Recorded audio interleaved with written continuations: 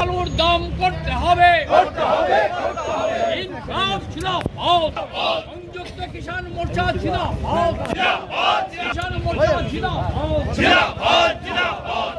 দিচ্ছে ডাক পুঁজিবাদ ধ্বংস, সংযুক্ত কিষাণ মোর্চা পুঁজিবাদ ধ্বংস,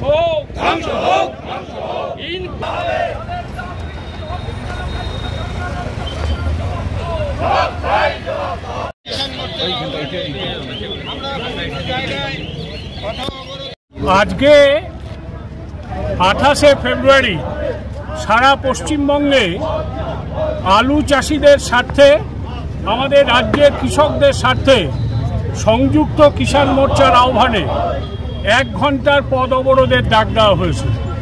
জলপাইগুড়িতেও এই গুরুত্বপূর্ণ রাস্তায় 1 ঘন্টার পথ অবরোধ শুরু হয়েছে। আলুর দাম ন্যূনতম 1300 টাকা কুইন্টাল দরে রাজ্য সরকারকে কৃষকদের কাছ থেকে কিনতে হবে। আমরা কেন্দ্র এবং রাজ্যের বিরোধ সম্পর্কে ওয়াকিবহাল।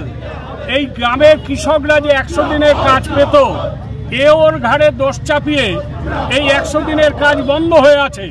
আমরা চাই অবিলম্বে 100 দিনের কাজ শুরু করতে হবে।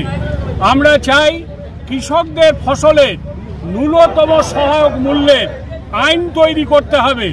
বারে বারে এই আন্দোলন, বারে বারে এই দাবি করার পরেও রাজ্য কেন্দ্রের কোনো হেলদোল নেই।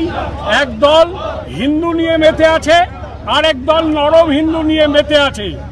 তৃণমূল কংগ্রেস রাজ্যের সরকার কালকে তারা কলকাতায় একটি মিটিং করলো। রাজ্যের কোটি কোটি আলু চাষি, তাদের নিয়ে একটি কথা নেই। কার মাথা কাটলে মমতা ব্যানার্জি জিন্দাবাদ বেরোবে, সেই কথা শোনার জন্য এই রাজ্যের মানুষ, রাজ্যের কৃষক বসে নেই। তাই এই আন্দোলন আজকে শুরু হয়েছে রাজ্য জুড়ে, এই আন্দোলন চলবে।